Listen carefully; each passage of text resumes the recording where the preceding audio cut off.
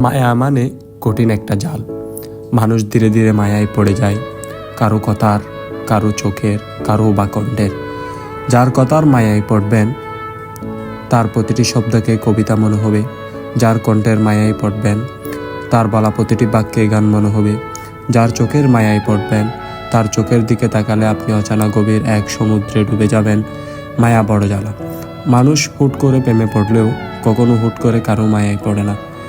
মায়ায় পড়ে ধীরে ধীরে, আর ধীরে ধীরে তৈরি হওয়া যে কোনো জিনিসের কঠিন ধরনের হয়।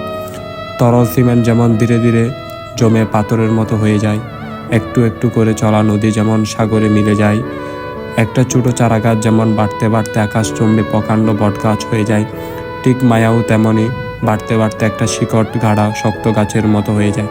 চাইলেও যাকে আর উপড়ে ফেলা যায় না। দরকার হলে মানুষ নিজেকে চাটতে পারে, তবুও মায়া চাটতে পারে না।